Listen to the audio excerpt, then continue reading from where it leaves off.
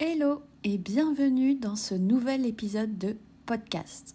Je m'appelle Megan et je suis consultante en Human Design.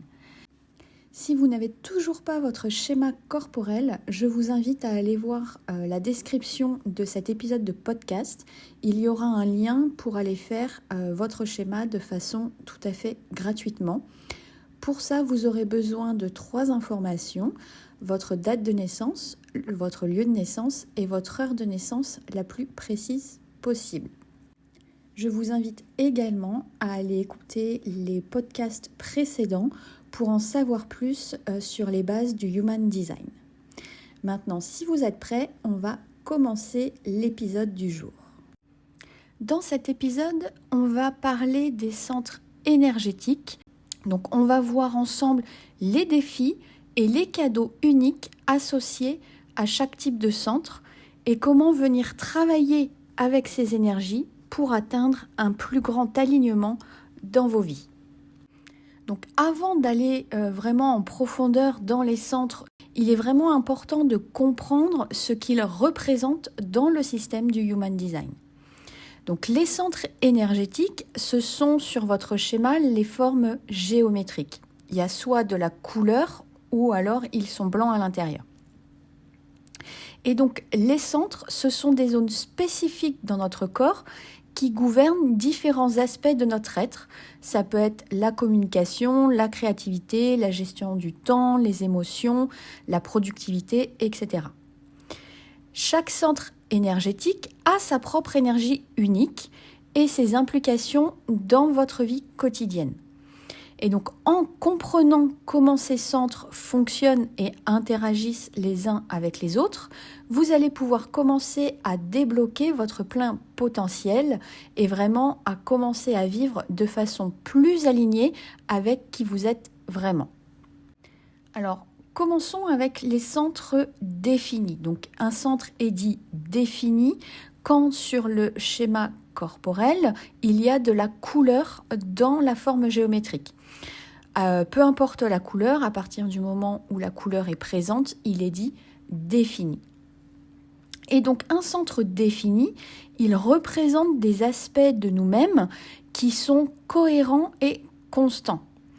Du coup, les défis associés au centre défini, ça peut être surtout une tendance à la rigidité, à la fixité, ça dans notre façon de penser, d'agir, de communiquer, ainsi de suite. Et un autre défi, ça pourrait être la résistance au changement. Cependant, les centres définis, ils offrent également des cadeaux uniques tels que la stabilité, la maîtrise, la capacité à agir comme un point d'ancrage pour les autres. Donc vraiment, le conseil que je pourrais vous donner, c'est d'honorer cette stabilité. Lorsque vous avez un centre défini, reconnaissez la valeur de votre stabilité et de votre fiabilité. Utilisez ces qualités pour soutenir les autres et pour apporter un sentiment de sécurité et de confiance dans vos interactions. Par exemple, si vous avez le centre de la gorge défini, donc le centre de la gorge, c'est le 3e centre en partant du haut. Et s'il est défini, ça veut dire que vous avez une voix consistante et fiable. Vous pouvez vraiment utiliser cette capacité pour partager vos connaissances et vos idées, et ça avec assurance, sachant que vous avez la capacité de communiquer de façon claire et cohérente. Alors maintenant, quels sont les défis et les cadeaux des centres non définis ? Donc un centre est non défini quand en fait il est blanc sur votre schéma corporel. Et quand il n'est pas défini, ça veut dire que c'est un aspect de nous-mêmes qui est beaucoup plus fluide et réceptif. Et là, du coup, le centre non défini, il est susceptible d'être influencé par les énergies extérieures. Du coup, les défis associés au centre non défini peuvent inclure une tendance à absorber les énergies et les émotions des autres, ainsi qu'une difficulté à établir des limites claires. Cependant, ils offrent aussi des cadeaux uniques, tout comme les centres définis. Et pour un centre non défini, ça peut être vraiment la capacité à être empathique, à pouvoir s'adapter et à comprendre une variété de perspectives. Donc le conseil que je pourrais vous donner, si vous avez un centre non défini, c'est d'apprendre à protéger votre énergie en établissant des limites qui seront saines et en pratiquant l'auto-soin régulièrement. Vraiment, prenez le temps de vous recentrer et de vous recharger afin de ne pas vous sentir submergé par les énergies extérieures. Donc si on reprend l'exemple du centre de la gorge, eh bien s'il est non défini, ça signifie que votre expression et votre communication, eh bien elles peuvent être influencées par les personnes avec qui vous êtes actuellement en interaction. Donc utilisez cette sensibilité pour vous adapter aux besoins des autres et pour communiquer de façon empathique et réceptive. Donc l'objectif dans le Human Design, c'est vraiment d'intégrer l'équilibre et l'alignement entre les centres non définis et les centres définis. Et ça va impliquer de reconnaître et d'honorer à la fois les défis et les cadeaux associés à chacun de nos centres. Et vraiment d'apprendre à travailler avec ces énergies de façon constructive pour atteindre un plus grand alignement dans nos vies. Donc la première étape pour intégrer l'équilibre et l'alignement, ce serait de reconnaître les énergies qui sont dominantes et les zones de croissance.